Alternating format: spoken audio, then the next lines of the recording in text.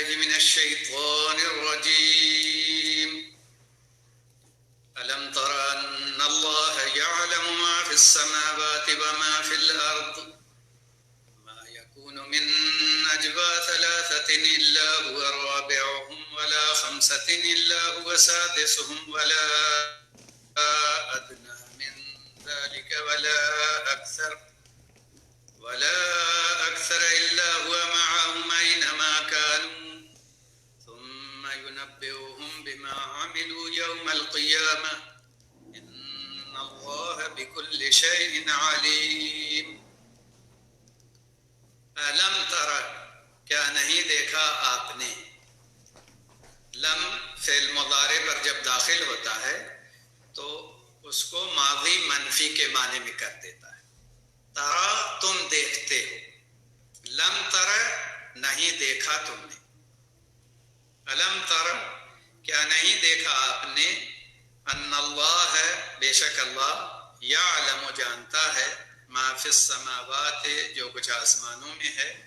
وما فی الارض اور جو کچھ زمین میں ہے. ما یکون من نجوى ثلاثة الا هو رابعهم، ما یکون نہیں ہوتی، من نجوا کوئی سرگوشی، ثلاثتن تین آدمیوں کی یا تین کی، الا هو رابعهم مگر وہ ان کا چوتھا ہوتا ہے، ولا خمستن اور نہ پانچ کی، الا هو سادسهم مگر وہ ان کا چھٹا ہوتا ہے، ولا ادنی من ذلک اور نہ کم اس سے، ولا اکثر اور نہ زیادہ، الا هو معهم مگر وہ ہوتا ہے ان کے ساتھ، اینما جہاں کہیں، کانوں وہ ہوں. ثم ينبئهم پھر وہ خبر دے گا انہیں، بما عملوا اس کی جو انہوں نے عمل کیے، یوم القیامت قیامت کے دن. ان اللہ بكل شيء علیم بے شک اللہ ہر چیز کو خوب جاننے والا ہے. اللہ تعالیٰ نے اس آیت میں یہ بتایا ہے کہ اللہ کا علم ہر چیز کو ہے. آسمان اور زمین کی کوئی چیز اس کے علم سے باہر نہیں، کوئی محفل میں ہو یا تنہائی میں، باہر ہو یا گھر کے اندر یا کسی اور مقام پر. اللہ رب العالمین سب کے بارے میں علم رکھتا ہے اور سب کی خبر رکھتا ہے، اس سے کوئی چھپ نہیں سکتا. جب یہ بات اللہ تعالیٰ نے بتا دی تو پھر اس کے بعد لوگوں کی سرگوشی کا ذکر کیا کہ تین آدمی سرگوشی کرتے ہیں تو چوتھا اللہ ہوتا ہے،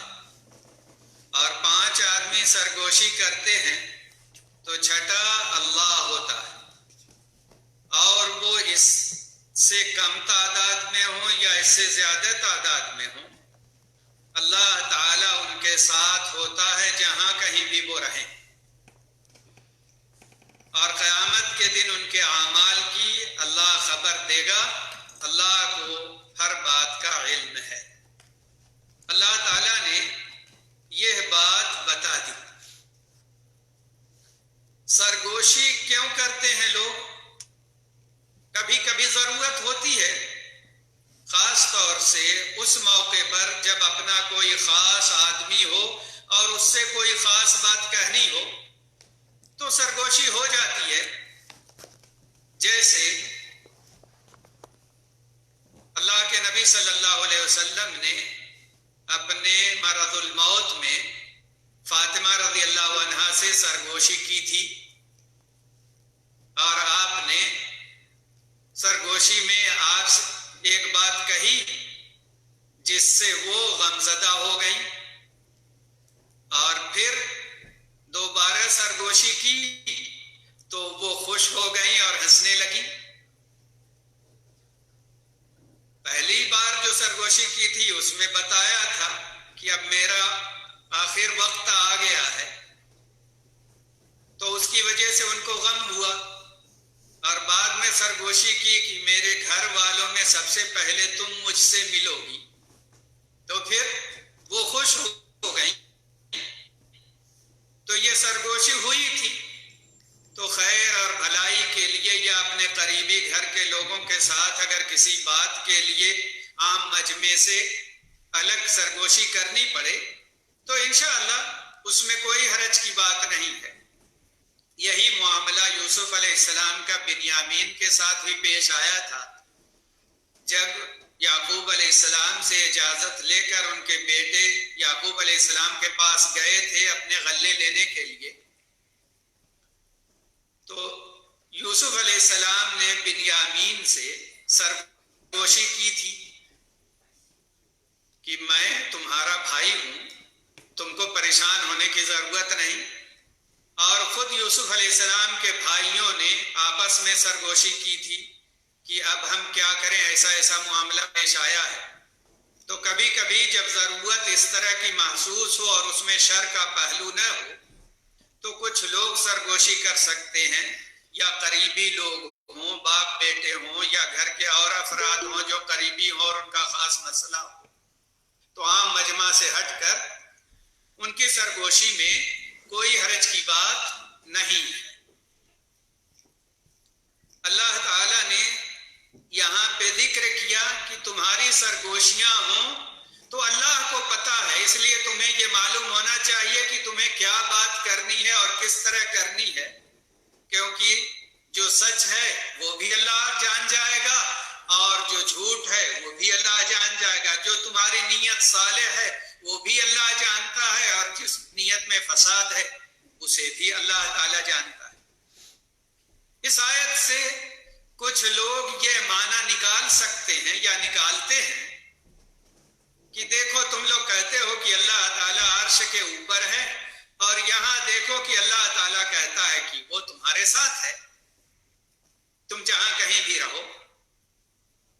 تو ان کو یہ معلوم ہونا چاہیے کہ اللہ تعالیٰ نے خود ایک ہی آیت میں جس میں اللہ نے کہا کہ وہ عرش کے اوپر ہے، اسی آیت کے اخیر میں وہ یہ بھی کہتا ہے کہ تم جہاں بھی رہو میں تمہارے ساتھ ہوں. تو اللہ تعالیٰ نے دونوں باتوں کو اکٹھا بھی کیا ہے آیتوں میں، یہ بتانے کے لیے کہ وہ اپنی ذات کے لحاظ سے تو عرش پر ہے، لیکن وہ اپنے علم، اپنی قدرت اور اپنے احاطے کے لحاظ سے ہر چیز کو جاننے والا اور ان کا احاطہ کرنے والا ہے. تو یہاں پر اپنے علم اور اپنے احاطے کے لحاظ سے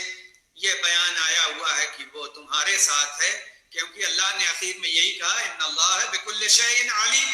بے شک اللہ ہر چیز کو جاننے والا ہے. تو اس کا علم ہر چیز پر ہے، سرگوشی کرو تب بھی وہ جانتا اور سنتا ہے. اور اسی سورہ کی پہلی ہی آیت میں اللہ تعالیٰ نے بتا دیا تھا کہ جو عورت نبی صلی اللہ علیہ وسلم سے سرگوشی کر رہی تھی، اللہ تعالیٰ نے ساتوں آسمان کے اوپر سے اس کی بات سن لی تھی. أَلَمْ تَرَ إِلَى الَّذِينَ نُهُوا عَنِ النَّجْوَى ثُمَّ يَعُودُونَ لِمَا نُهُوا عَنْهُ وَيَتَنَاجَوْنَ بِالْإِثْمِ وَالْعُدْوَانِ وَمَعْصِيَةِ الرَّسُولِ وَإِذَا جَاءُوكَ حَيَّوْكَ بِمَا لَمْ يُحَيِّكَ بِهِ اللَّهُ وَيَقُولُونَ فِي أَنفُسِهِمْ لَوْلَا يُعَذِّبُنَا اللَّهُ بِمَا نَقُولُ حَسْبُهُمْ جَهَنَّمُ يَصْلَوْنَهَا فَبِئْسَ الْمَصِيرُ. کیا نہیں دیکھا آپ نے ان لوگوں کو جنہیں روک دیا گیا تھا سرگوشی کرنے سے، پھر وہ لوٹ جاتے ہیں اسی چیز کی طرف کہ روک دیا گیا تھا انہیں اس سے. وَيَتَنَاجَوْنَ اور وہ سرگوشی کرتے ہیں بِالْإِثْمِ وَالْعُدْوَانِ گناہ اور زیادتی کی، وَمَعْصِيَةِ الرَّسُولِ اور معصیت رسول کی یا نافرمانی رسول کی. وَإِذَا جَاءُوكَ اور جب وہ آتے ہیں آپ کے پاس، حَيَّوْكَ تو وہ سلام کرتے ہیں آپ سے یا دعا دیتے ہیں آپ کو، بِمَا لَمْ يُحَيِّكَ بِهِ اللَّهُ اس کے ذریعے کہ نہیں دعا دی آپ کو اس کے ساتھ اللہ نے. وَيَقُولُونَ فِي أَنفُسِهِمْ اور وہ کہتے ہیں اپنے نفسوں میں، لولا يعذبنا اللہ بما نقول، کیوں نہیں عذاب دیتا ہمیں اللہ اس بات پر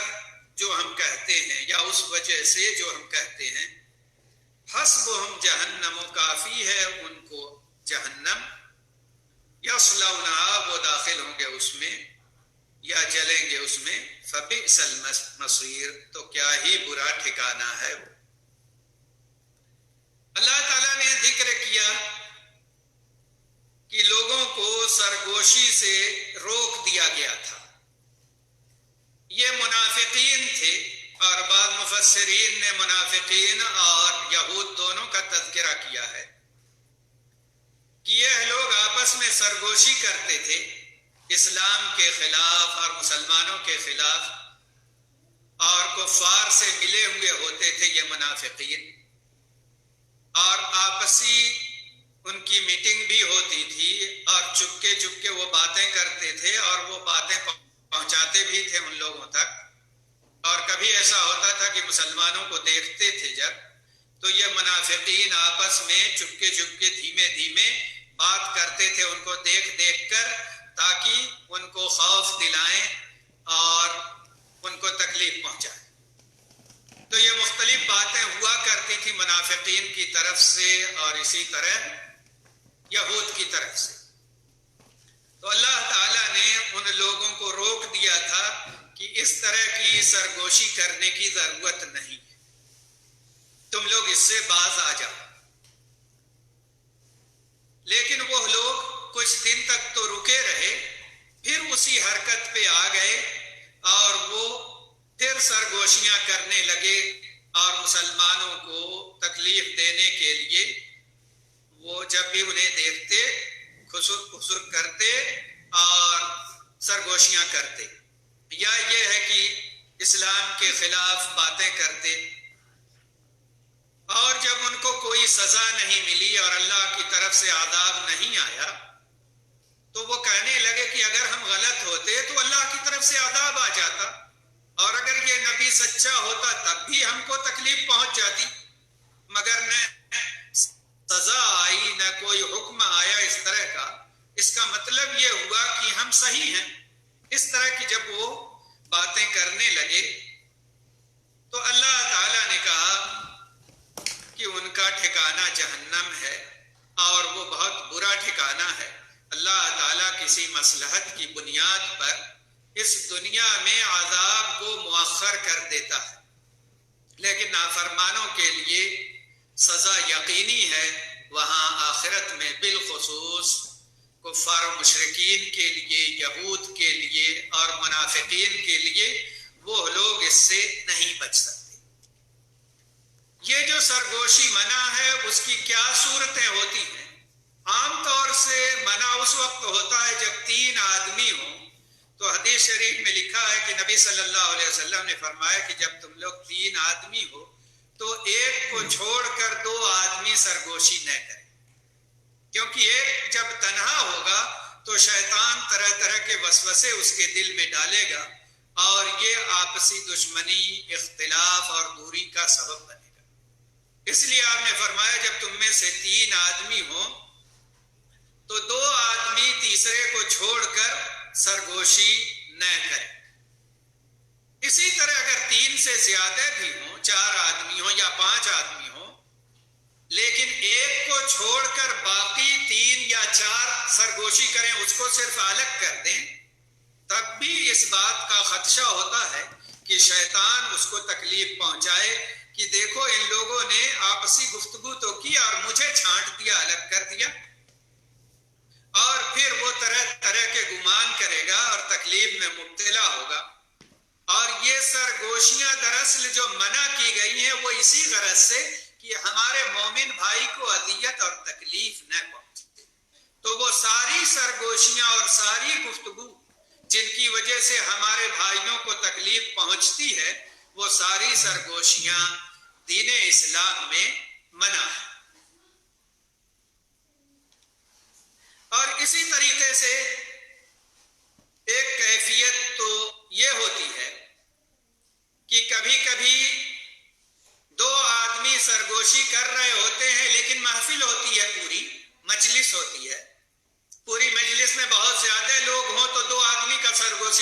سرگوشی کرنا منع نہیں ہے، وہ چاہیں تو سرگوشی کر لیں، کیونکہ کوئی آدمی تنہا نہیں ہے کہ وہ اس کو طرح طرح کے خیالات پیدا ہوں۔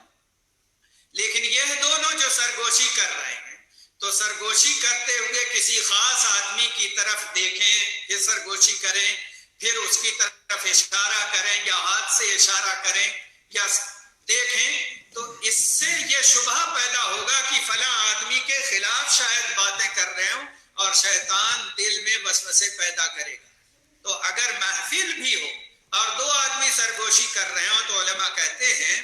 کہ ان موقعوں پر ان کو یہ چاہیے کہ وہ کسی خاص آدمی کی طرف نظر اٹھا کر کے نہ دیکھیں یا اس کی طرف اشارہ نہ کریں یا اشارہ کر کے وہ سرگوشی نہ کریں۔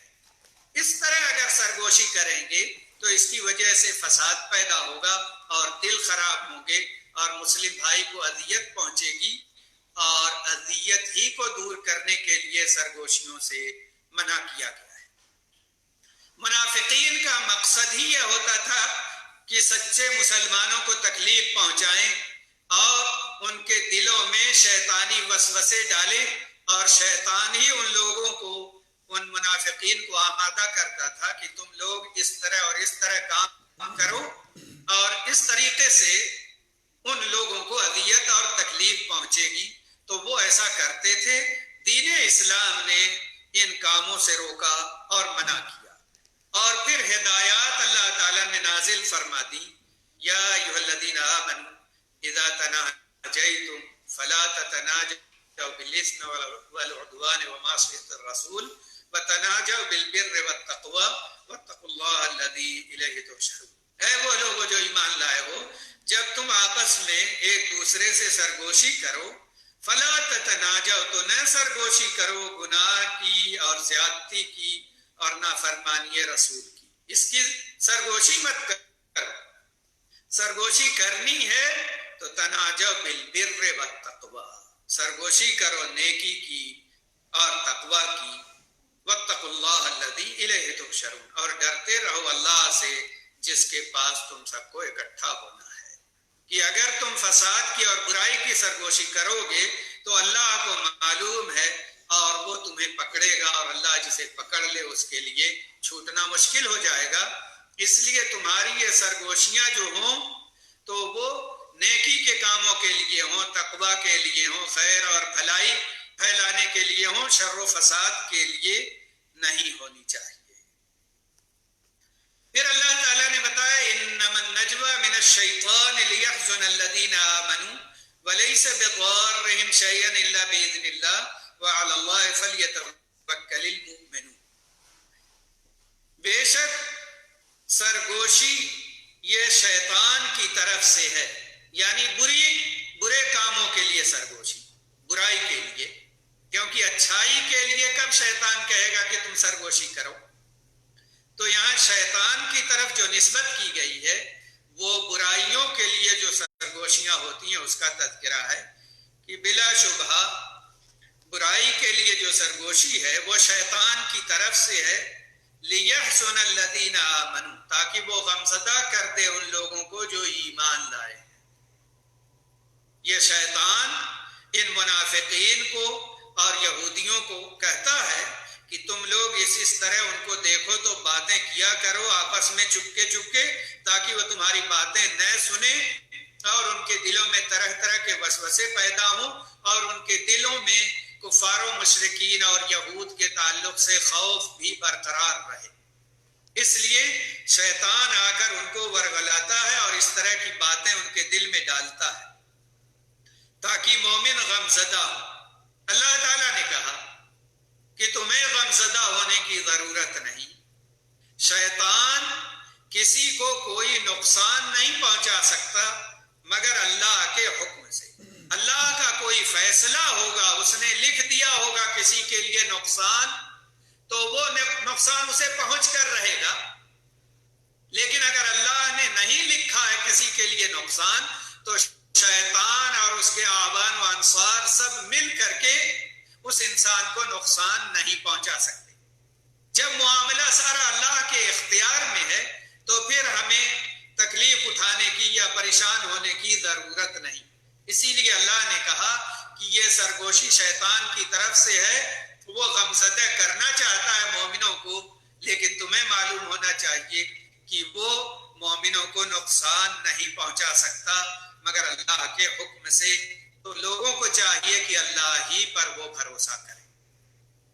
اللہ پر یقین کریں، اللہ پر بھروسہ کریں اور تقدیر پر ایمان رکھیں کہ سارے فیصلے اللہ کے پاس ہوتے ہیں اور وہی جو حکم دیتا ہے وہ نافذ ہوتا ہے، اس کے حکم کے خلاف کچھ نہیں ہوتا۔ شیطانوں کو اتنی قدرت نہیں کہ وہ کچھ کر لیں، تو پھر نہ ہمیں شیطانوں سے ڈرنے کی ضرورت ہے، نہ جنوں سے ڈرنے کی ضرورت ہے، اور نہ یہود سے، نہ منافقین سے، نہ کفار و مشرکین سے، کیونکہ یہ سب مل کر کے بھی کچھ نہیں کر سکتے۔ ہمیں جو اذیت پہنچے گی تو اگر لکھی ہوگی اذیت تو پہنچے گی، ورنہ نہیں پہنچ سکتی۔ ہاں، ہمارے برے اعمال یا ہمارے کرتوت کی وجہ سے کبھی اللہ تعالی مومنوں کو آزمائش میں ڈالتا ہے تاکہ اللہ کی طرف رجوع کریں اور اپنی غلط حرکتوں سے باز آئیں۔ یا ایھا الذین آمنوا اذا قیل لکم تفسحوا فی المجالس فافسحوا یفسح اللہ لکم واذا قیل انشزوا فانشزوا یرفع اللہ الذین آمنوا منکم والذین اوتوا العلم درجات واللہ بما تعملون خبیر۔ اے وہ لوگ جو ایمان لائے ہو، اذا قیل لکم، جب کہا جائے تم سے،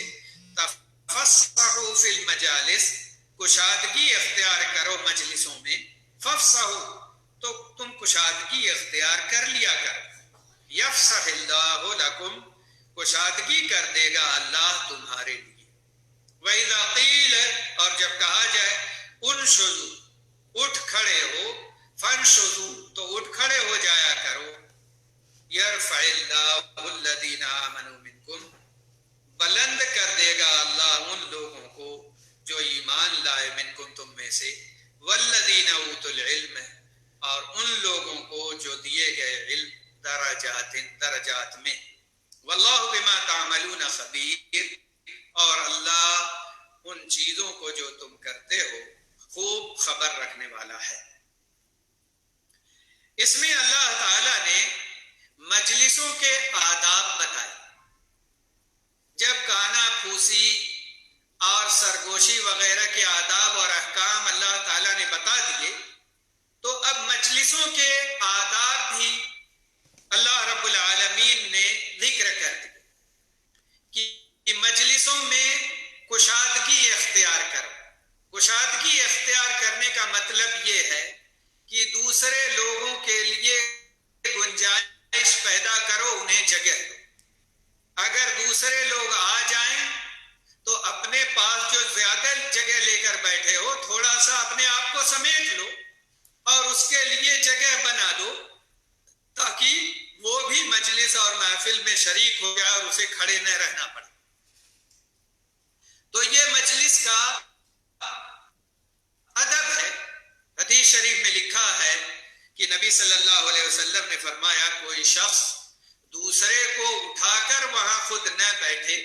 کیونکہ یہ آداب مجلس کے خلاف ہے کہ کوئی آدمی بیٹھا رہا ہو تو وہ اس کو اٹھا دے اور خود اس کی جگہ پر بیٹھ جائے، تو آپ نے اس سے منع فرمایا۔ البتہ آپ نے یہ کہا کہ آنے والوں کو جگہ دو، یعنی جب کوئی دوسرا آدمی آیا ہوا ہے تو اس کے لیے جگہ بناؤ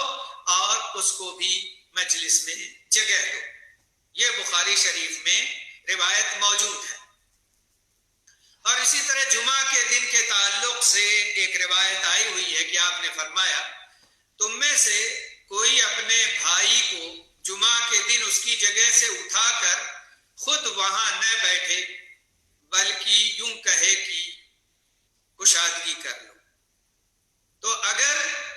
جگہ کسی کو نہیں مل رہی ہے تو ایک آدمی اس کے لیے کشادگی کر دے اور جگہ بنا دے تاکہ مسجد میں اس کو بھی جگہ مل جائے، تو یہ نیکی اور ثواب کا کام ہے۔ یہ مسلم شریف کی روایت ہے۔ اسی طرح ایک روایت میں ہے کہ نبی صلی اللہ علیہ وسلم نے فرمایا، تم میں سے کوئی شخص جب کسی ضرورت سے اپنی جگہ سے اٹھے پھر واپس آئے تو وہ اس جگہ کا شریف کی روایت. مثال کے طور پر مسجد میں کوئی آدمی پہلے پہنچا تھا، وہاں بیٹھا تھا، کسی وجہ سے اس کو ضرورت پڑ گئی، وضو ٹوٹ گیا، وہ مسجد سے باہر نکلا وضو کرنے کے لیے، تو وضو کر کے جب واپس آیا تو جس جگہ وہ بیٹھا تھا وہ اس کا زیادہ حقدار ہے، اس کو جگہ دینا چاہیے، دوسرے لوگوں کو اس کی جگہ پر نہیں بیٹھ جانا چاہیے، اس کو تنگ نہیں کرنا چاہیے. تو آپ نے فرمایا کہ وہ اس کا زیادہ حقدار ہے. لیکن کوئی آدمی بیٹھا نہیں تھا پہلے سے، ویسے ہی سجادہ بچھا کر کے اپنے گھر میں بیٹھا رہتا ہے کہ آخر میں آؤں گا اور آگے بیٹھوں گا. یہ غلط ہے. دین اسلام اس کی اجازت نہیں دیتا کہ تم کسی جگہ کو اپنے لیے خاص کر لو جبکہ تم وہاں پر موجود بھی نہ ہو.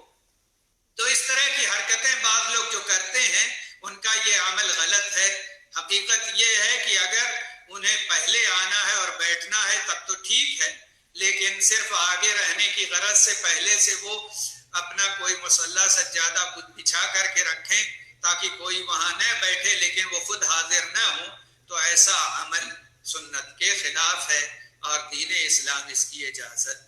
نہیں دیتا. مجلس جب قائم ہوئی ہو تو ہمارا دین یہ کہتا ہے کہ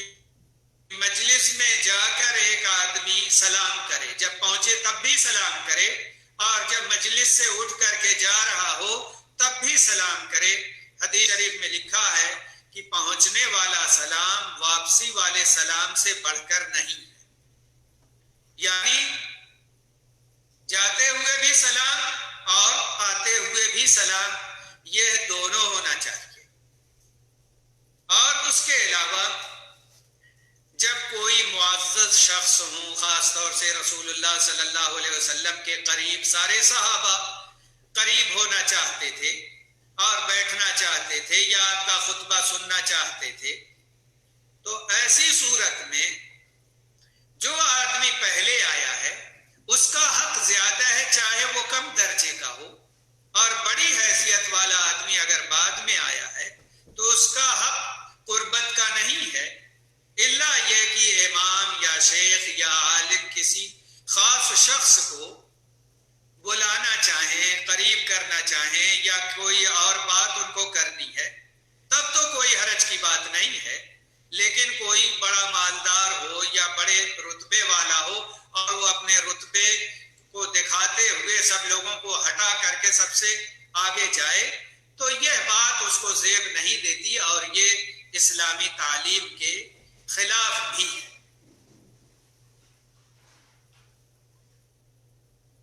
ہاں اگر کوئی اپنے طور چاہے وہ چھوٹا ہو یا کوئی بھی شخص ہو، کسی آدمی کو عزت دینے کے لیے یا محترم ہے اس کو عزت دینے کے لیے بغیر کہے ہوئے اپنے آپ خود اٹھ گیا اور اس کو بٹھا دیا یا کہا آپ تشریف لائیں اور پھر یہ بیٹھا، تو کوئی حرج کی بات نہیں ہوگی، کیونکہ حقدار نے اس کی اجازت دے دی اپنے بھائی کو. لیکن اگر اس نے اجازت نہیں دی تب کسی کو یہ حق نہیں پہنچتا کہ اس کو اٹھا کر اس کی جگہ پر بیٹھے. ہاں کسی کا مقام بلند ہو اور ہمارے بچے یا کچھ اور افراد ان کی عزت کا عالم ہیں، شیخ ہیں یا بزرگ ہیں اور ان کا لحاظ کرتے ہوئے ان کو عزت دی جائے تو یہ اچھی بات ہے. لیکن کسی شخص کو جو بعد میں آیا ہے یہ حق نہیں کہ کسی سے کہے تم ہٹو میں آتا ہوں اور میں بیٹھوں گا، کیونکہ اللہ کے نبی صلی اللہ علیہ وسلم کا طریقہ یہی تھا کہ جب کسی محفل اور مجلس میں جاتے تھے تو جہاں جگہ ملتی تھی وہاں بیٹھ جاتے تھے. آپ لوگوں کو پھلا کر آگے نہیں بڑھتے تھے یا لوگوں کو ہٹا کر کے آگے بڑھنے کی کوشش نہیں کرتے تھے. اس طرح کی چیزیں ہوتی تھی. پھر ایک بات اللہ رب العالمین نے یہ کہی کہ جب کہا جائے تم سے کہ تم لوگ اٹھ کھڑے ہو تو اٹھ کھڑے ہو جایا کرو، اللہ تعالیٰ تمہیں بلندی عطا کرے گا، مومنوں کو بھی اور اہل علم کو بھی. کیا مطلب ہے اٹھ کھڑے ہونے کا؟ اس کے کئی معنی ہو سکتے ہیں. ایک معنی تو یہ ہے کہ تم جہاد کے لیے حکم ہو جائے کہ اٹھ کھڑے ہو تو پھر تم بیٹھے نہ رہو کہ لوگ جائیں میں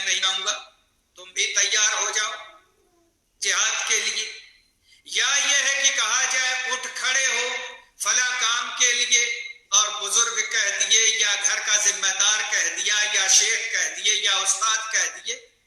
تو پھر وہ یہ نہ سوچے کہ مجھ کو کیوں کہا, دوسرے کو کیوں نہیں کہا. جب تمہارے شیخ ہیں یا عالم ہیں یا تمہارے بڑے ہیں تو تمہیں خوشی خوشی ان کی بات سننی چاہیے, ماننی چاہیے اور آگے بڑھ کر وہ کام کرنا چاہیے. اسی طریقے سے شادی ہوئی ہے یا یہ کہ دعوت ہوئی ہے یا کسی کے گھر ہم دعوت پر گئے ہوئے ہیں, تو اس کے بعد جب دعوت سے فارغ ہو جائیں تو ہمیں جلد از جلد اجازت لے کر وہاں سے رخصت ہو جانا چاہیے, تاکہ گھر والے کو کوئی کام ہو, کوئی ضرورت ہو, یا وہ خود اپنے اہل و عیال کے ساتھ بیٹھ کر کھانا کھانا چاہتا ہو یا دوسرے مہمان کو بلانا چاہتا ہو تو اس کے لیے سہولت ہو. ہاں گھر والا خود ہی کہے کہ نہیں ابھی اور بیٹھو, ابھی دل نہیں بھرا, ہم چاہتے ہیں تم خود اور بیٹھو, تب کوئی بات نہیں. لیکن اپنے طور سے زیادہ وقت لگانا اور پھر سب کے لیے تنگی کا سبب بننا, تو حقیقت یہ ہے کہ یہ درست نہیں ہے. اس سے ایک آدمی کو بچنا چاہیے. اور مجلس کا جو بھی صدر ہو, جو ذمہ دار ہو, وہ کسی بھی انسان سے کہے کہ تم اٹھ جاؤ یا یہاں بیٹھ جاؤ یا اٹھو یہ کام کر دو, تو کسی آدمی کو اپنی توہین نہیں سمجھنی چاہیے, کیونکہ ذمہ دار کو یہ حق ہوتا ہے کہ کسی سے کہہ دے, کسی سے کسی کام کے لیے کہہ دے, یا کسی کو کسی جگہ بیٹھانا کوئی مناسب ہو اور وہ اس کا ذمہ دار ہے اور وہ کہہ دے, تو آدمی کو برا نہیں ماننا چاہیے. ہاں آنے والا خود دوسروں سے کہے تم ہٹو میں بیٹھوں گا تو یہ باتیں غلط ہیں, لیکن ذمہ دار کی حیثیت سے کوئی نظم و ضبط کو درست کرنا چاہتا ہے اور لوگوں کے لیے خیر اور بھلائی چاہتا ہے, اور اس کی وجہ سے کسی کو اٹھا رہا ہے, کسی کو بٹھا رہا ہے اور کسی کے لیے جگہ بنا رہا ہے, تو انشاءاللہ یہ ان سب معاملات میں نہیں آئے گا کہ کسی کو بیٹھا کر کے کسی خود بیٹھنے میں. تو یہ وہ چند چیزیں تھیں جو مناسب معلوم ہوئی کہ محفلوں میں لوگوں کو اٹھانے کی کیا کیفیت ہو. تو اپنے لیے کوئی آئے اور اٹھائے تو یہ تو بات یقیناً غلط ہے, لیکن ذمہ دار کی طرف سے اگر کچھ ہو تو ہمیں اس کا تعاون کرنا چاہیے, اس میں خیر اور بھلائی ہے. پھر اخیر میں اللہ تعالیٰ نے اہل علم کا تذکرہ کیا اہل ایمان کے بعد, کہ جتنے مومن ہیں اللہ تعالیٰ سب کو عزت بخشتا ہے اور سب کا مقام اللہ کے نزدیک بہت بلند ہے, کیونکہ وہ ایمان والے ہیں, وہ اللہ پر یقین رکھتے ہیں. لیکن ان اہل ایمان میں بھی ایمان کے ساتھ ساتھ جس کا علم دین کا بڑھا ہوا ہے, تو اللہ تعالیٰ ان کے درجے کو بلند کرتا ہے اور انہیں عزت بخشتا ہے. تو وہ اہل ایمان جو علم والے ہیں ان کا مقام اللہ کی نظر میں بڑھا ہوا ہے. اس میں گویا ترغیب ہے مومنوں کو کہ اے ایمان والو, ایمان لانے کے بعد تم قرآن پڑھا کرو, حدیث پڑھا کرو, اللہ کا دین سیکھا کرو, تاکہ تمہارے درجات مزید بلند ہوں اللہ کے نزدیک. اللہ ہم سب کو توفیق دے. وصلی اللہ وسلم علی نبینا محمد وعلی آلہ وصحبہ.